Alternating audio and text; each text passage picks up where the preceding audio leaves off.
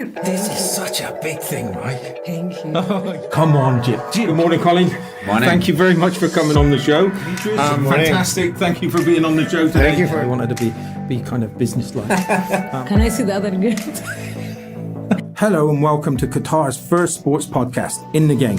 I'm your host, Steve Mackey, and we can't wait to introduce you to everything that is sports here in Qatar and afar. We're going to be bringing you personalities, company owners, institutions, individuals that are making a real difference. So, with us, enjoy the journey. It's fun, man. Sports is fun. Everyone, thank you for listening. Please send us your feedback on Facebook, Instagram, or Twitter. And don't forget to review us on your favourite podcast app. Hello and welcome to In the Game, Qatar's first sports podcast. Today is a very special day and I've got my special t-shirt on. This is a South African shirt I was given. It was a very nice shirt. Welcome to the show. Thank you so much. It's wonderful to be here, and even especially so since I'm seeing that t-shirt. This was given to me by, now I'm terrible with names, I really am, but he's a rugby player and he was in the 2016 Olympics and they won. Carl Brown, thank you so much indeed. He was such a great guest, and he was just a special guy. He's got that sprinkle dust over him, right? He's a good guy. I was at that actual 2016 Rio Games, No. in fact, and we sat in the pouring rain. I took my kids with me, and we went to see South Africa, and it was pouring with rain that day, but we sat and watched them. They won. We were lucky they won that match, because the next match they lost. He's just an incredible guy, and he's just so he's definitely rugby player. And he gave me a t-shirt. That's fantastic. I was so proud, and they beat us in the rugby too, right? They did 2019 World Cup. Thank you very much.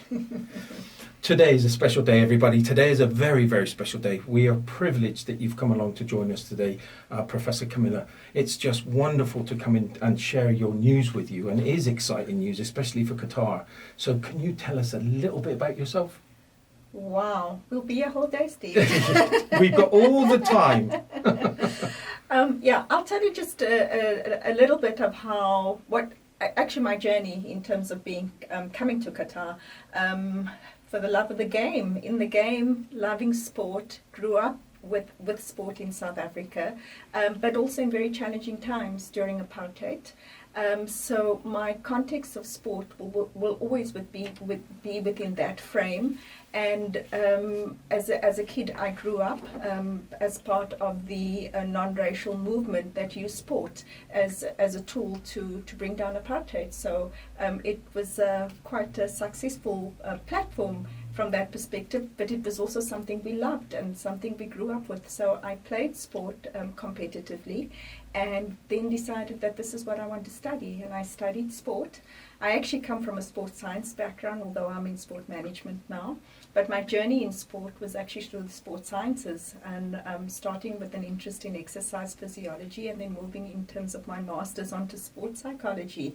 And I kind of always wanted to be at the forefront of what was happening, so I was kind of always pushing the boundary. And at that time in South Africa, it was towards the end of apartheid.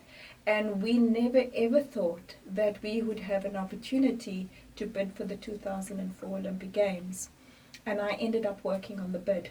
And that was my foray into management. And also, it was an opportunity for me to really be exposed to how sport could be used to drive tourism. So I became interested in sport tourism. Can I take you back a little bit further? Sure.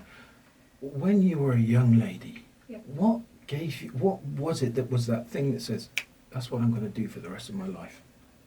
For me, it was just the connection with sport. I remember, in fact, after finishing my master's degree, and the person that I worked for in the end, in terms of the sports and facilities management department at the Olympic bid, he asked me, why do you want this job?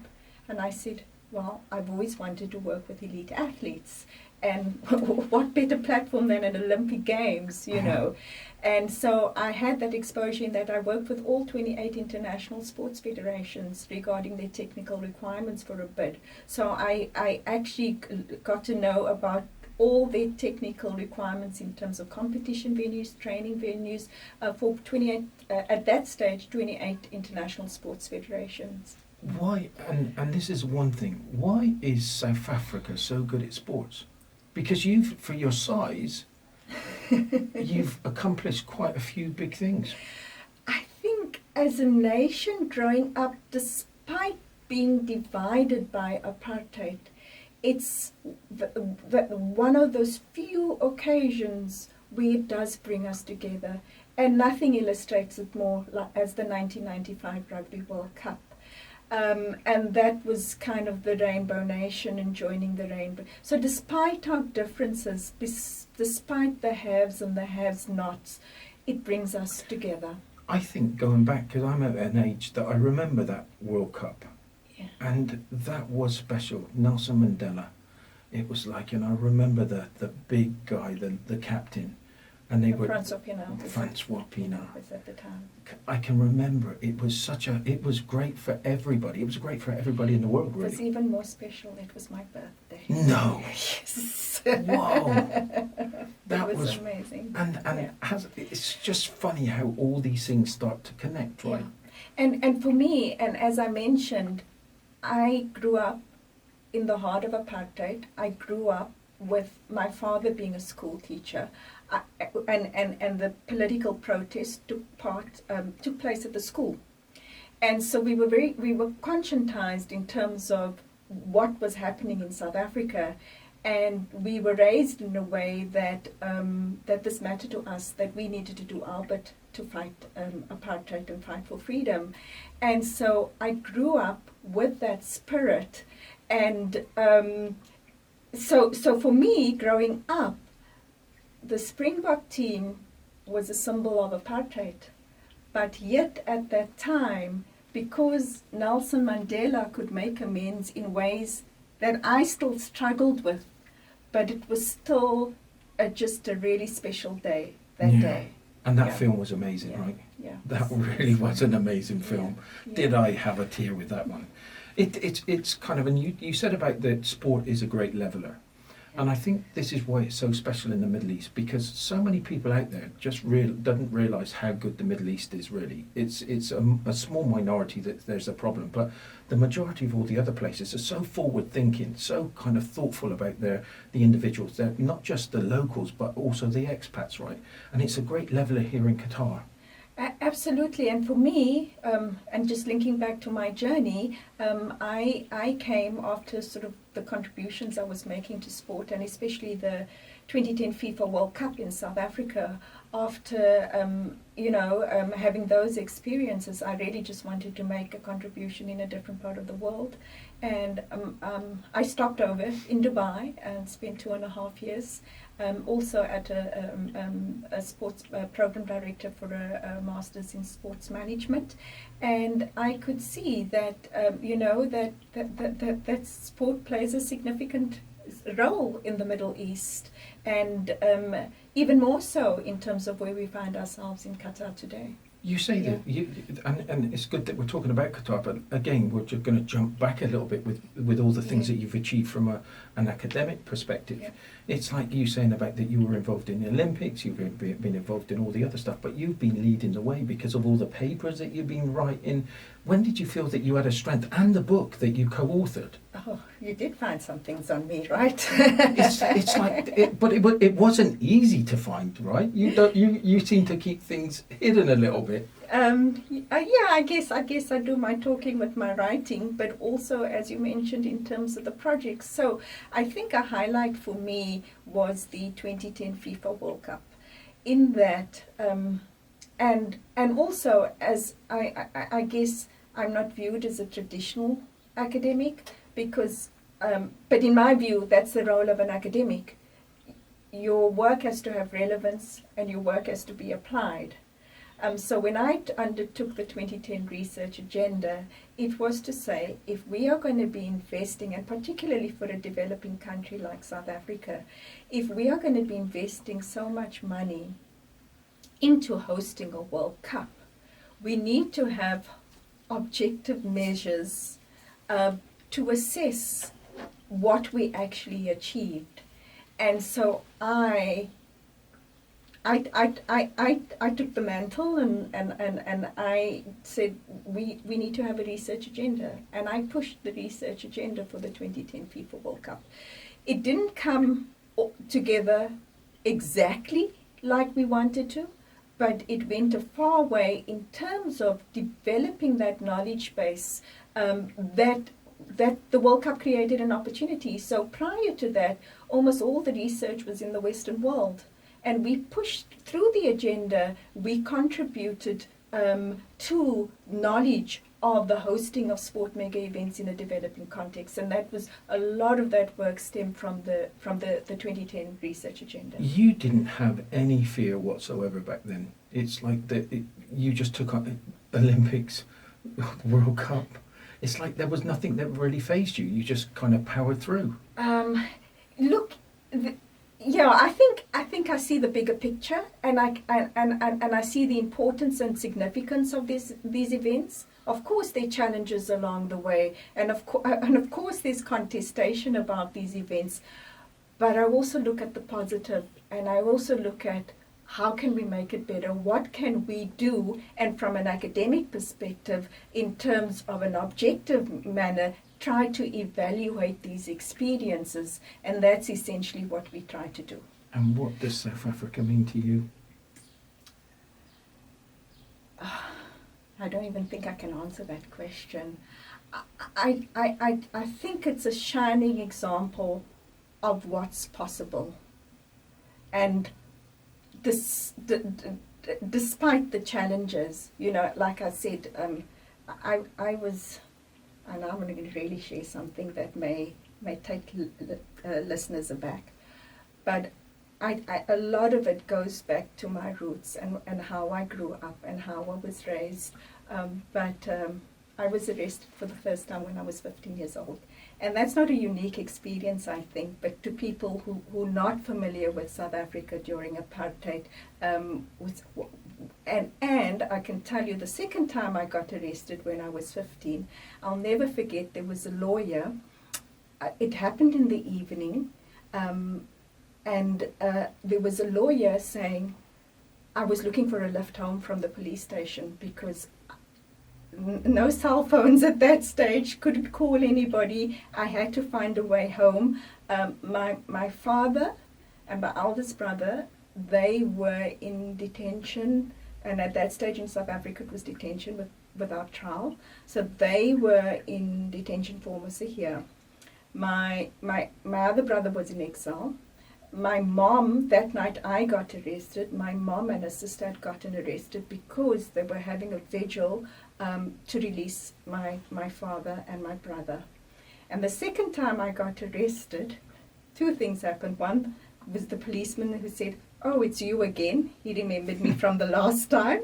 And the second thing is well, it's actually kind of three things, but they linked. The next two. So there was just a UN had just passed a resolution about arresting children under 16, so they had to let me go. But now I'm being let go, and I don't know how to get home because this happened in the evening. It was a vigil in the evening, and I didn't know how to get home. And I saw this lady, and I thought, okay, I'm going to ask her, can you give me a lift to your home, and I can phone somebody from there. And her lawyer said, what does a 15-year-old, I'll never forget in the call, what does a 15-year-old know about politics? And I'm thinking, I'm not actually going to respond to that because I need a lift home and I need to find my way home. But I can tell you, when your father goes to the door, you'd probably remember similar kinds of experiences in the old days when they had milkmans on carts. Yeah, coming with the glass bottles. I used to help them make one. And early in the morning, my dad went to the door with the milk bottles, thinking it's the milkman. And it was the special branches of the police coming to arrest him. So a 15-year-old can know a lot about politics. Yeah. And in fact, when I was the first time in the 76, I was starting school, and I came to school and I said to the teacher, my father was arrested, and she said, we don't talk about those things.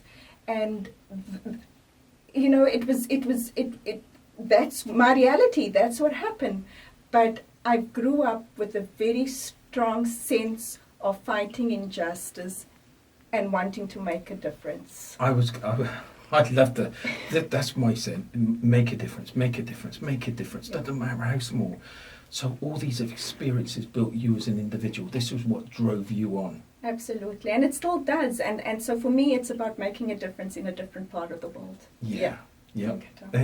Congratulations. Who was your role models? Who was the ones that stood out for you? Role models, I think, very definitely my parents in terms of what they needed to endure. But as any youngster, I don't know, maybe we'll see any youngster growing up during that time, it was sporting. My heroes were sporting personalities of all sorts. I watched a lot of sport, and some of them say, "Oh God, he must be a terrible role model." But one of my favorite players was John McEnroe, because he was different. He was different. He threw tantrums. He was aggressive, but he also won. He was a real person to me, you know. Yeah. But then also in terms of teams, like I said, when I grew up, a team that I followed was the New Zealand rugby team. I think they were in a league. The All Blacks. Yeah. The All Blacks were a league on their own, and given my situation in South Africa, the support for the South African team only came much later. Yeah.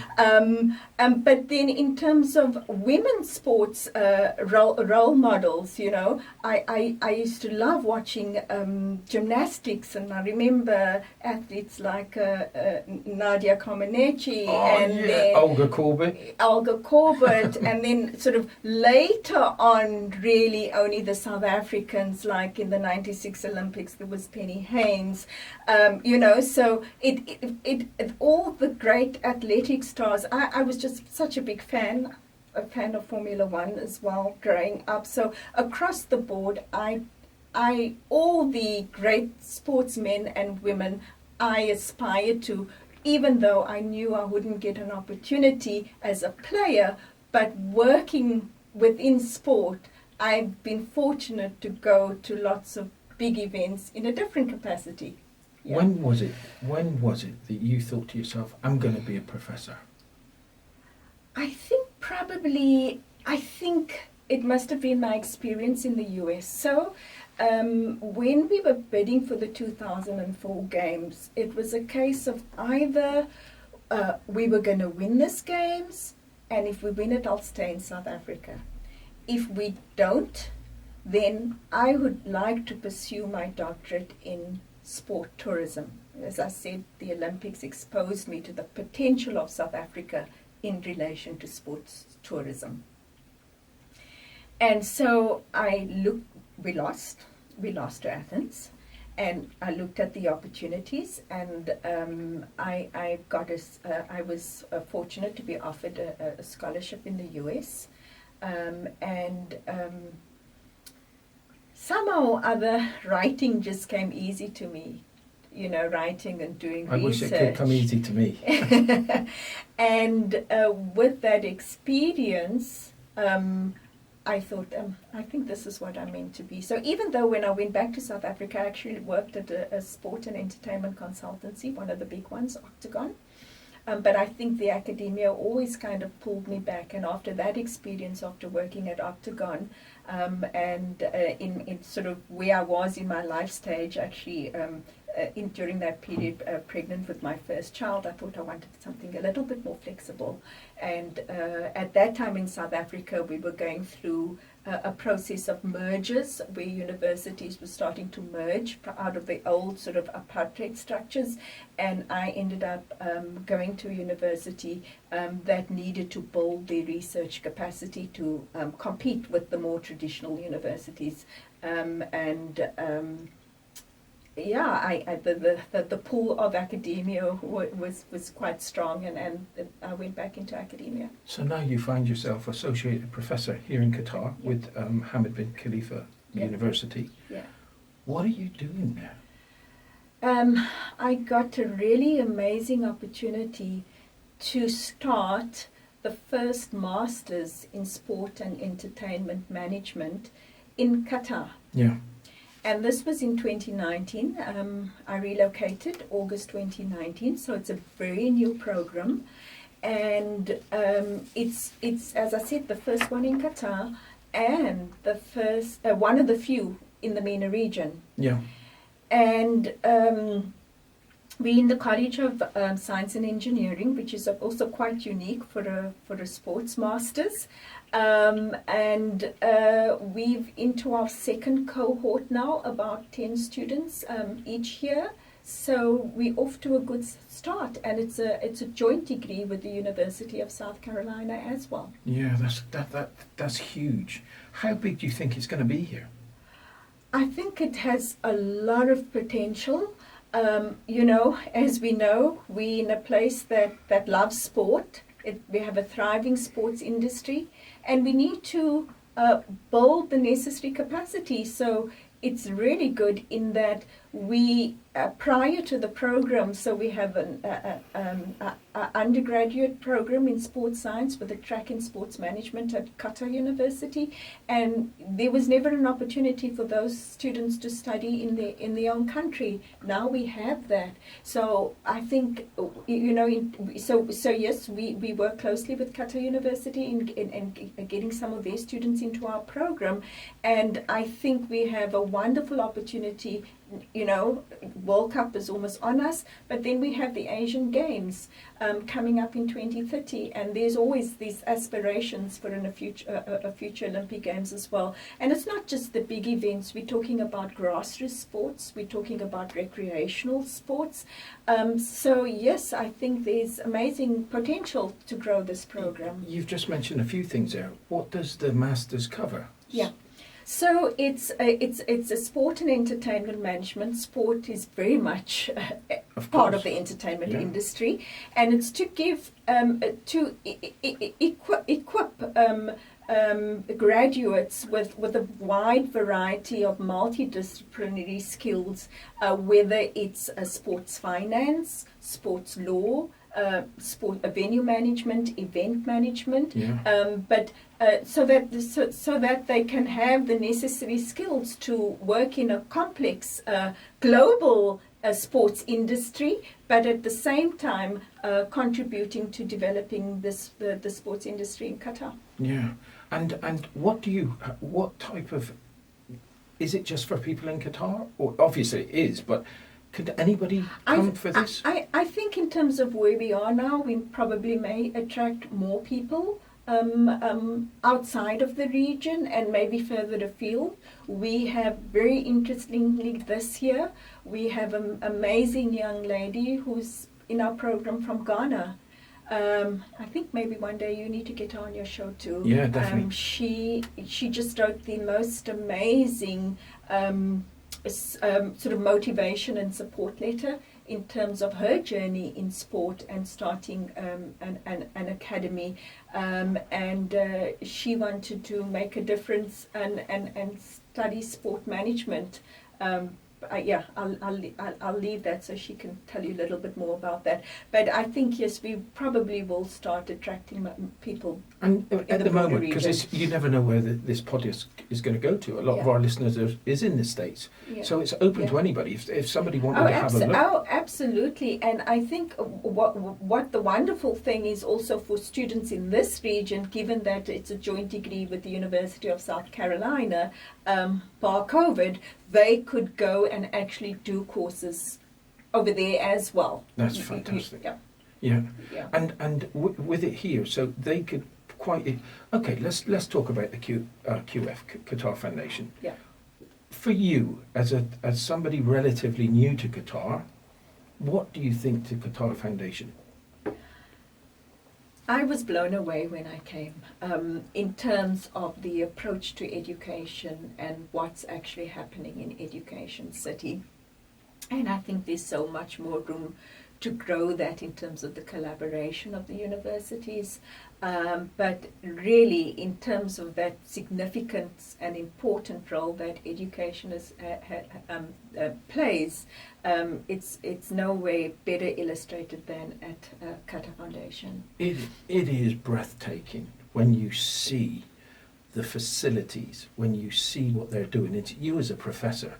this must be huge for you because it's all about the individual, right? And you're getting them to blossom. Yeah, and even more than that, I think we're also quite blessed. I mean, us in academia, but more so me in sport management, to literally have a stadium in our backyard.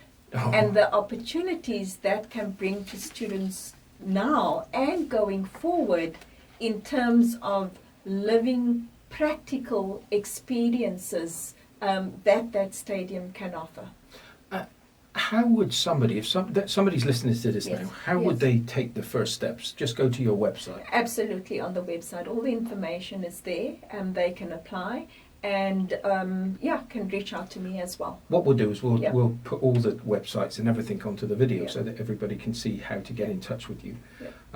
What's the next? I know that we've got this terrible period, which is the COVID. Yeah. What are the great things that are on the horizon with you? Well, I think it has to be the 2022 FIFA World Cup research agenda. My legacy of 2010 lives on. In that, I see another wonderful opportunity to showcase what Qatar has achieved. As I said, for any bidding city or host destination, there are challenges, and the media is going to highlight those challenges. But it's what do we do about them? Yes. And Qatar has risen to the challenge, and we as academics need to reflect, on what has been what has been experienced at all levels.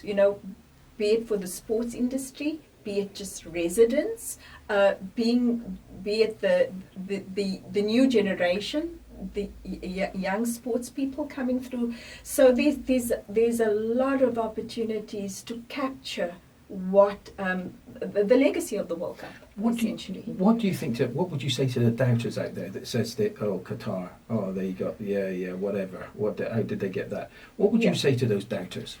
I would say, look to the experience of South Africa. There were many doubters for South Africa too. The crime situation, security concerns, the Afro-pessimism in terms of issues around poverty, HIV, AIDS, all the negative associations. But South Africa was able to turn that around in terms of positive images. And certainly Qatar is on the road to do the same. And when people say it's going to be the best World Cup ever, they haven't got all those hurdles. They've just got to now fulfill. The place is fantastic. The facilities are wonderful. Everybody, including all the expats, are behind them. It's going to be a great World Cup. A fantastic opportunity for the Middle East. Wonderful. Yeah, Yeah. exactly. Fantastic. And why not? For all those doubters out there, why shouldn't there be somebody to do this in the Middle East? It's not a given that we're going to take it somewhere else. It's here. Come on. It brings, as we said, it's a great leveler. It's one of those. And the other thing about South Africa, and I think, and no doubt, I think Qatar is going to have a similar experience. And this was just based on a few students who came over from Germany. But I get it, because people don't know what's here. And that's what the World Cup does. Until you get to that country, they may have not have visited, but because of the World Cup, they come to a destination, and then they're exposed to what is actually here, and that stops the negativity and the doubters. Dear me, and just because I'm hoping that we are going to work together, and because we talked about our stories, especially for bringing students over. Yeah. We brought over 25 students over from the UK. Yeah. It was one of the best experiences I've had in my life to Yeah. hear these people that you hear the students only hearing bad stuff. Yeah, And when they come in absolutely. and they say, this is just from a different planet. Yeah. This, I just I'm just in awe with the place. Yeah. That's the experiences, and that's what we've got to do more. We've got to bring more people. And going back to those students, it was like, actually, I want to work here. Yeah. Not just come for the World Cup. I want to work here. I've got somebody in Dubai right now. His name is, it'd be great to Connor. And and he came on that trip, and he's begging. He's saying, "Come on, please! I want to come over. I want to get involved." Yeah. And I must have 10 other students from the course that are all dotted around the UK and Europe right now, and they're saying, "Steve, when there's something comes up for the World Cup, please let me know. We're there." They've all got their masters, and now they want to come here. They want to come back here. There's another opportunity that I should, when you ask me what's on the horizon, related to the 2022 research agenda, but also off the back of 2022 FIFA World Cup, has created other opportunities. And for us as academia in sport management, we're actually going to be hosting the World Association of Sports Management Conference in March 2022. Throw that one away, because that was one of my questions that I was going to bring up. So there again, not just for us as academics, but students. There'll be opportunities for students to attend the conference as well. And the World Association of Sports Management is a sort of a conglomerate of all the different continental sports associations. So the European Association of Sports Management, the North American Association of Sports Management, the Asian, will all have representation at this conference, and we won the bid. You have been a special, special guest, and everybody out there, if you're a student and you want to get involved in these programs, we're going to give you all the details so that you can get in touch. You are one special person, and I wish you every success in the future, and especially with all these things that you're going to be doing, because they're big, massive milestones. Thank you so much, and thank you for the opportunity. And all those students, everyone who's interested, whether you're in the industry already, or whether you're just starting your journey, or whether you want to change career paths into the sports industry, I'm happy to be at your service. Thank you. Thank you so much, and thanks for everybody for listening today. And thanks for listening. Please make sure you go and make a comment, or you kind of give us a tick on your favorite podcast app, and please come back next week. We're going to have some really special guests coming up, but today was your day. Thank you very much for coming on the show. It was an absolute pleasure. Wonderful. Thank you. Everyone, thank you for listening. Please send us your feedback on Facebook, Instagram or Twitter, and don't forget to review us on your favorite podcast app.